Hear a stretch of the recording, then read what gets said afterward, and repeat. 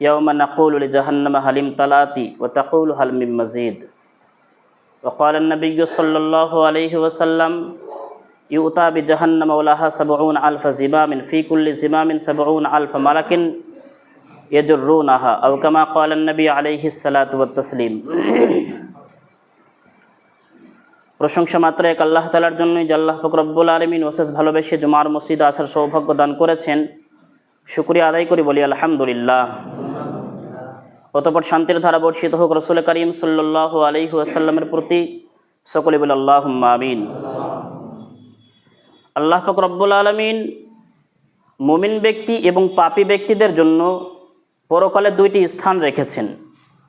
মুমিন ব্যক্তিদের জন্য রেখেছেন জান্নাত এবং পাপী ব্যক্তি গুনাহগার ব্যক্তিদের জন্য রেখেছেন আল্লাহ পাক রব্বুল আলামিন জাহান্নাম। জান্নাতকে রব্বুল আলামিন কিভাবে সাজিয়েছেন তা একমাত্র আল্লাহ পাকই জানেন, এবং জাহান্নামটাকে কিভাবে আল্লাহ পাক রব্বুল আলামিন প্রজ্বলিত করেছেন, প্রখর করেছেন, সেটাও একমাত্র আল্লাহ পাক রব্বুল আলামিনই ভালো জানেন। তবে কিছু ধারণা পাওয়া যায় কোরআন এবং হাদিসের আলোকে, শুধু নমুনা স্বরূপ কিছু হাদিস এবং আয়াত পাওয়া যায় যা মানুষ কল্পনাও করতে পারবে না যে আল্লাহ পাক রব্বুল আলামিন জাহান্নামটাকে কত ভয়াবহ এবং কত প্রখরভাবে সৃষ্টি করেছেন। তবে নমুনা স্বরূপ রাসূল করিম সাল্লাল্লাহু আলাইহি ওয়াসাল্লাম কয়েকটি হাদিস উম্মতের সামনে উপস্থাপন করে গেছেন। তিরমিজি শরীফের হাদিস, রাসূল করিম সাল্লাল্লাহু আলাইহি ওয়াসাল্লাম বলছেন 2591 নম্বর, উকিদা আলান নারি আলফা সানাতিন হাত্তা আহমাররাত। রব্বুল আলামিন এই জাহান্নামটিকে 1000 বছর প্রজ্বলিত করেছেন। জাহান্নাম তো এমনই আগুনের তৈরি, প্রজ্বলিত, অত্যন্ত প্রখর, তারপরেও আল্লাহ পাক রব্বুল আলামিন এই জাহান্নামকে 1000 বছর আরও জ্বালিয়েছেন। ফলে জাহান্নামের রংটা হয়ে গেছে অত্যন্ত লাল বর্ণ। সুম্মা উকিদা আলাইহা হাত্তা বিয়াজ্জাত। অতঃপর রব্বুল আলামিন এই জাহান্নামকে আবারও 1000 বছর প্রজ্বলিত করেছেন। ফলে জাহান্নামের রং হয়ে গেছে অত্যন্ত সাদা বর্ণের মতন। সুম্মা উকিদা আলাইহা হাত্তা ইসওয়াদ্দাত। অতঃপর আল্লাহ পাক রব্বুল আলামিন এই জাহান্নামকে আবারও 1000 বছর প্রজ্বলিত করেছেন। ফলে জাহান্নামের রং হয়ে গেছে অত্যন্ত কালো। ফাহিয়া সাউদা ও মুসলিমাতুন। বর্তমানে জাহান্নামের রং হচ্ছে অত্যন্ত কালো কৃষ্ণবর্ণ। রব্বুল আলামিন এই জাহান্নামকে প্রখর করার জন্য, গুনাহগার ব্যক্তিদেরকে কষ্ট দেওয়ার জন্য একবার নয় 3000 বছর অত্যন্ত প্রখরভাবে প্রজ্বলিত করেছেন, আগুনে জ্বালিয়েছেন, এবং বর্তমানে জাহান্নামের রং হচ্ছে অত্যন্ত কালো কৃষ্ণবর্ণের মতন। রাসূল করিম সাল্লাল্লাহু আলাইহি ওয়াসাল্লাম সাহাবা ইকরাম রাদিয়াল্লাহু তাআলা আনহুমদের সামনে একথা বর্ণনা করছেন। সহিহ বুখারী শরীফের হাদিস 2365 নম্বর, যে পার্থিব জগতে আগুন তোমরা জ্বালাচ্ছ সেটা হচ্ছে জাহান্নামের 70 ভাগের একটি অংশ মাত্র। আমরা পৃথিবীতে অনেক রকম আগুন ব্যবহার করে থাকি। সমস্ত আগুনগুলোকে যদি একত্রিত করা হয় তাহলে সেটা জাহান্নামের আগুনের 70 ভাগের একটি অংশ হবে মাত্র। তাও এটাও বলা হয়েছে শুধুমাত্র বান্দাদেরকে বোঝাবার জন্য, ধারণা দেওয়ার জন্য। আরবীয় ব্যক্তিরা ম্যাক্সিমাম বিষয়গুলোকে 70-এর সঙ্গে তুলনা করতেন। যেমন আমরা প্রায় সময় কোনো ব্যক্তিকে কথা বলার সময় বলে থাকি, তোমাকে 70 বার বলেছি তো। আসলে গুনে গুনে 70 বার বলেছে এমনটি নয়, বরং ম্যাক্সিমাম বিষয়কে বোঝাবার জন্য 70 সংখ্যাটা ব্যবহার করা হয়ে থাকে। তা আরবীয় ব্যক্তিদের দিকে লক্ষ্য রেখে রাসূল করিম সাল্লাল্লাহু আলাইহি ওয়াসাল্লাম বলছেন, এই জাহান্নামের আগুনটা হচ্ছে 70 ভাগের একটি অংশ, যে আগুন তোমরা পৃথিবীতে ব্যবহার করছো। আল্লাহ পাক রব্বুল আলামিন এই জাহান্নামটাকে অত্যন্ত প্রখর এবং অত্যন্ত ভয়াবহভাবে যখন সৃষ্টি করে দিলেন, তখন জাহান্নাম নিজেকে নিয়ন্ত্রণ আর রাখতে পারলো না, নিয়ন্ত্রণ হারিয়ে ফেললো। বুখারী শরীফের হাদিস 510 নম্বর, জাহান্নাম অবশেষে আল্লাহ পাকের কাছে অভিযোগ করলো, ইশতাকাতুন নারু ইলা রাব্বিহা। ওগো আল্লাহ, আল্লাহ পাকের কাছে অভিযোগ করে বলছে, ওগো আল্লাহ, আকালা বাদি বাদান, আপনি এমনভাবে আমাকে সৃষ্টি করেছেন, এমনভাবে প্রজ্বলিত করেছেন, এমনভাবে প্রখর এবং ভয়াবহতা দিয়েছেন আমার মধ্যে যে আমি আর নিয়ন্ত্রণ রাখতে পারছি না, কন্ট্রোল হারিয়ে ফেলেছি। ফলে আমার একটি অংশ আর একটি অংশকে খেয়ে ফেলছি। জাহান্নাম নিজেই বলছে যে আমি এত প্রখর হয়ে পড়েছি, আমার একটি অংশ আর একটি অংশকে খেয়ে ফেলছি, এখন আমি কি করব বলো। রব্বুল আলামিন অনুমতি দিলেন, ফাআযিনা লাহা বিনাফসাইন। জাহান্নামকে তখন আল্লাহ পাক রব্বুল আলামিন অনুমতি দিলেন 2 বার নিঃশ্বাস নেওয়ার জন্য। নাফসিন ফিশ শিতাই ওয়া নাফসিন ফিস সাইফ। তুমি বছরে 2 বার নিঃশ্বাস নিবে।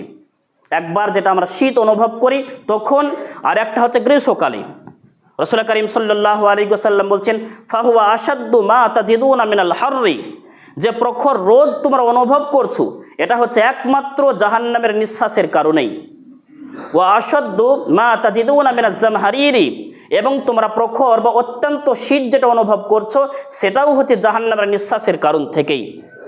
বিজ্ঞানের অসংখ্য কথা বলে, কখনো বলে এটা হচ্ছে প্রাকৃতিক বিষয়, আবার কখনো বলে সামুদ্রিক বিষয়, আবার কখনো বাষ্পের কারণ থেকে হয়ে থাকে, আবার কখনো বলে থাকে যে শীতের সময়ে সূর্যটা দূরে চলে যায় এবং গ্রীষ্মের সময়ে সূর্যটা কাছে চলে আসে।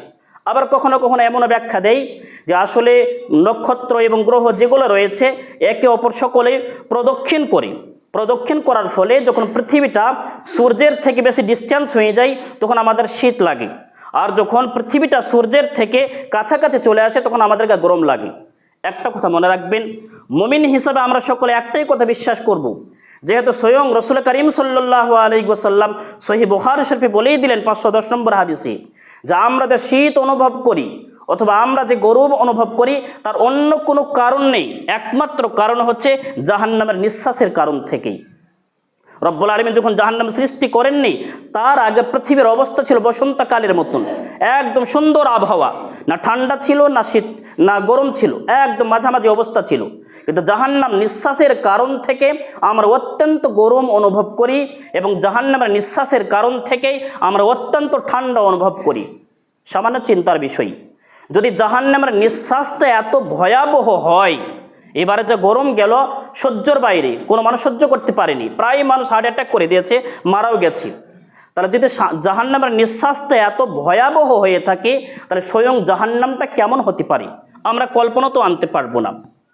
মুসলিম শরীফের হাদিস 6901 নম্বর, হাসরের ময়দানে সকলেই যখন আমরা একত্রিত হব তখন আল্লাহ পাক রব্বুল আলামিন আমাদের যারা গুনাহগার ব্যক্তি হবে তাদেরকে সারপ্রাইজ দেওয়ার জন্য জাহান্নামটাকে উপস্থাপন করবেন।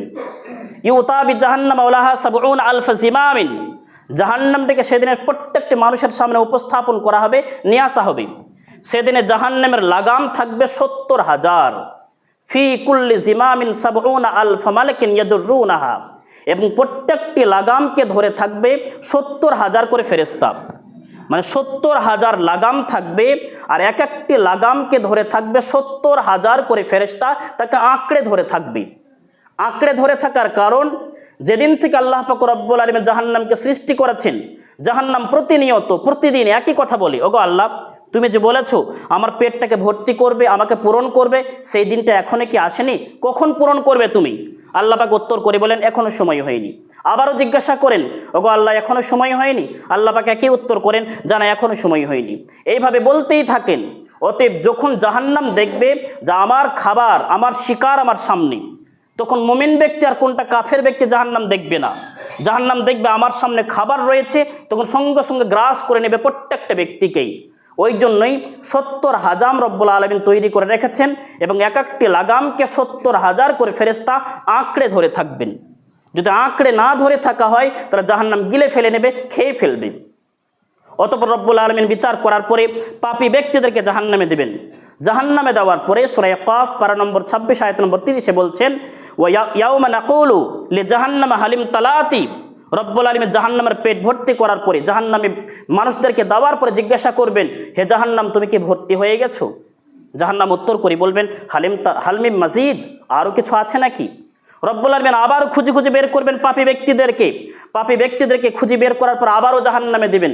জাহান্নামকে একই কথা জিজ্ঞাসা করবেন, হালিম তালাতি, হে জাহান্নাম তুমি কি ভর্তি হয়ে গেছো? জাহান্নামের একটাই উত্তর থাকবে, হালমিম মাজিদ, আরও কিছু আছে নাকি? তার মানে এখনো পর্যন্ত আমার পেট ভর্তি হয়নি। অবশেষে আল্লাহ পাক রব্বুল আলামিন ওই সমস্ত বস্তুগুলোকে জাহান্নামে দিবেন যে সমস্ত বস্তুগুলো উপাস্য ছিল। মানে পৃথিবীতে যে সমস্ত ব্যক্তিরা মূর্তির পূজা করত, গাছের পূজা করত, পাথরের পূজা করত, ওই সমস্ত গাছগুলোকে, পাথরগুলোকে, মূর্তিগুলোকেও জাহান্নামে দিবেন। তারপর আবারও জিজ্ঞাসা করবেন, হালিম তালাতি, এ জাহান্নাম তুমি কি ভর্তি হয়ে গেছো? জাহান্নাম আবারও উত্তর করে বলবেন, হালমিম মাজিদ, এখনও কি আছে? রব্বুল আলামিন দেখবেন আর তো কিছুই দেওয়ার মতো নাই, আর জাহান্নাম চাইতেই আছে, এখনো পর্যন্ত তার পেট ভর্তি করা হয়নি। এখন রব্বুল আলামিন কি করবেন? সহিহ বুখারী শরীফের হাদিস 4848 নম্বর, হাত্তা ইয়াজা কাদামাহু, অবশেষে আল্লাহ পাক রব্বুল আলামিন নিজের পা মুবারকটাকে জাহান্নামে রাখবেন। জাহান্নাম এই দৃশ্য দেখার পরে বলবেন কত কত ওয়া ইজ্জতিকা ইয়া রাব্বি, ওগো আল্লাহ তোমার ইজ্জতের কসম করে বলছি এবার আমার পেট ভর্তি হয়ে গেছে, আর কিচ্ছু আমার দরকার নাই, আপনি বন্ধ করুন, আপনি বন্ধ করুন। এটা প্রমাণ করতে চেয়েছেন যে জাহান্নামটা কত ভয়াবহ, জাহান্নাম কত প্রখর, পৃথিবীর কোনো বস্তু দিয়ে জাহান্নামের ক্ষুধা নিবারণ করা যাচ্ছে না। অবশেষে আল্লাহ পাক রব্বুল আলামিন নিজের জাত মুবারকের একটি অংশ দিয়ে জাহান্নামের পেট ভর্তি করাচ্ছেন। বিষয়টা হলো যে জাহান্নামটা কত প্রখর এবং কত ভয়াবহ, যা মানুষ কখনোই কল্পনাও করতে পারবে না। একটা হাদিসে বলা হয়েছে জাহান্নামের এত গভীরতা, যদি তার উপরে অংশ কোনো পাথর নিক্ষেপ করা হয় তাহলে নিচে পৌঁছাতে সময় লাগবে 70 বছর। আর একটা হাদিসে বলা হয়েছে, তিরমিজি শরীফের হাদিস 2588 নম্বর, শুধুমাত্র ধারণা নেবেন যে জাহান্নামের গভীরতা কতটুকু এবং জাহান্নামীদেরকে যে শিকল পরিধান করানো হবে শিকলটা কত লম্বা হবে, শুধুমাত্র ধারণা দেওয়ার জন্য রাসূল করিম সাল্লাল্লাহু আলাইহি ওয়াসাল্লাম সাহাবায়ে কেরাম রাদিয়াল্লাহু তাআলা আনহুমদেরকে বলছেন। তিরমিজি শরীফের হাদিস 2588 নম্বর, রাসূল করিম সাল্লাল্লাহু আলাইহি ওয়াসাল্লাম বলছেন, হে আমার সাহাবারা, এই যে প্রথম আসমান দেখতে পাচ্ছ, উনি উদাহরণ দিচ্ছেন, প্রথম আসমান দেখতে পাচ্ছ, প্রথম আসমান থেকে যদি এই মাথার খুলির আকারে একটা মোটা পাথর অথবা মোটা গ্লাস যদি নিক্ষেপ করা হয় তাহলে পৃথিবীতে আসতে সময় লাগবে 1 দিন। আর যদি জাহান্নামের যে শিকলগুলো রয়েছে, যদি শিকলগুলোকে লম্বিত করা হয়, ঝুলিয়ে রাখা হয়, তাহলে শিকলের উপরে যদি কোনো বস্তুকে ফেলে দেওয়া হয়, নিক্ষেপ করা হয়, তাহলে তার নিম্নে একদম নিচে পৌঁছাতে সময় লাগবে 40 বছর। এখন সুবহানাল্লাহ বলার কিছু হয়নি। এবার উদাহরণটা আপনি পরিষ্কারভাবে নেন কেমন, যে আমরা যে সমস্ত নক্ষত্রগুলো দেখতে পাচ্ছি, যে সমস্ত গ্রহগুলো দেখতে পাচ্ছি, সবগুলোই হচ্ছে ভাসমান, একটাও কিন্তু প্রথম আসমানকে ছুঁতে পারেনি। প্রথম আসমানটা কোথায় আছে কোনো বিজ্ঞানী আজও পর্যন্ত কল্পনাই করতে পারেনি। যেগুলো আমরা দেখতে পাচ্ছি, সূর্য, নক্ষত্র, চন্দ্র, সবগুলোই হচ্ছে শূন্য আকাশে ভাসমান। এখন সূর্য আমাদের থেকে কত কিলোমিটার দূরে আছে? সূর্য আমাদের থেকে প্রায় 15 কোটি কিলোমিটার দূরে আছে। এখন সূর্যের আলো পৃথিবীতে আসতে সময় লাগছে 8 মিনিট 19 সেকেন্ড, তার মানে 499 সেকেন্ড সময় লাগছে পৃথিবীতে তার আলো আসতে। তার মানে 1 সেকেন্ডে আলো আসে প্রায় 3 লক্ষ কিলোমিটার।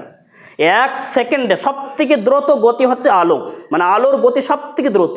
তাহলে 1 সেকেন্ডে যদি সময় লাগে 3 লক্ষ কিলোমিটার, তাহলে 15 কোটি কিলোমিটার দূরত্ব থেকে পৃথিবীতে আলো আসতে সময় লাগছে 8 মিনিট 19 সেকেন্ড।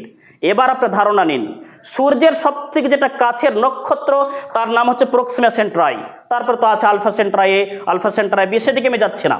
সবথেকে নিকটের যেটা নক্ষত্র তার নাম হচ্ছে মানে প্রক্সিমা সেন্ট্রাই। প্রক্সিমা সেন্ট্রাই সূর্য থেকে দূরত্ব হচ্ছে 4 আলোক বর্ষ। যদি আলোর গতিতে কেউ যায় সূর্য থেকে প্রক্সিমা সেন্ট্রাই, তার সময় লাগবে 4 বছর আলোর গতিতে, যার সেকেন্ডের সময় হচ্ছে 3 লক্ষ কিলোমিটার, তাও আবার প্রথম আসমানে পৌঁছাতে পারবে না। এখন ধারণা নিন শুধুমাত্র যে প্রক্সিমা সেন্ট্রাই যেতে যেতে সময় লাগে 4 আলোক বর্ষ, তাহলে কত কোটি কিলোমিটার লাগতে পারে, কত লক্ষ কোটি কিলোমিটার লাগতে পারে একমাত্র আল্লাহ পাকই জানেন। তারপরের অনেক দূরে আছে প্রথম আসমান, সেই প্রথম আসমান থেকে যদি কোনো পাথর নিক্ষেপ করা হয় তাহলে 1 দিন সময় লাগবে। সেই 1 দিনটা কেমন? আলোকবর্ষ তা চলবে না এখানে, আলোকবর্ষের থেকেও দ্রুত গতি নিশ্চয়ই আল্লাহ পাক কোথাও সৃষ্টি করেছেন। এবার সাহাবায়ে কেরাম রাদিয়াল্লাহু তাআলা আনহুমদেরকে বোঝাচ্ছেন, যদি প্রথম আসমান থেকে নিচে পড়তে সময় লাগে 1 দিন, তাহলে মনে রাখো জাহান্নামের উপরের অংশ থেকে নিচে অংশে পৌঁছাতে সময় লাগবে 40 বছর। এবার আপনি কোন যুক্তি দিয়ে, কোন দ্রুত মানে বস্তু দিয়ে, কোন ফ্লাইট দিয়ে, কোন আলোকবর্ষ দিয়ে আপনি হিসাব করবেন যা মানুষ কল্পনাও করতে পারে না। বিষয়টা হচ্ছে যে আল্লাহ পাক রব্বুল আলামিন শুধুমাত্র পাপী ব্যক্তিদেরকে কষ্ট দেওয়ার জন্য, জাহান্নামে নিক্ষেপ করার জন্য এইভাবে জাহান্নামকে সৃষ্টি করে রেখেছেন। আমাদের সকলের উচিত হবে সেই জাহান্নাম থেকে সদা সর্বক্ষণ পানাহ চাওয়ার। রাসূল করিম সাল্লাল্লাহু আলাইহি ওয়াসাল্লাম অধিকাংশ সময়ে জাহান্নাম থেকে পানাহ চাইতেন এবং বলতেন, ওগো আল্লাহ, আমাকে ঈমানী অবস্থায় মৃত্যু দিও, তুমি আমাকে জাহান্নাম থেকে পানাহ দিও। আমরা সকলে ফাঁকা সময় থাকবে, তখন আমরা বলবো, ওগো আল্লাহ, এই ভয়াবহ প্রখর জাহান্নাম থেকে আমাদের সকলকে আপনি বাঁচিয়ে রাখুন, আমিন। ওয়া আখিরু দাওয়ানা আলহামদুলিল্লাহি রাব্বিল আলামিন।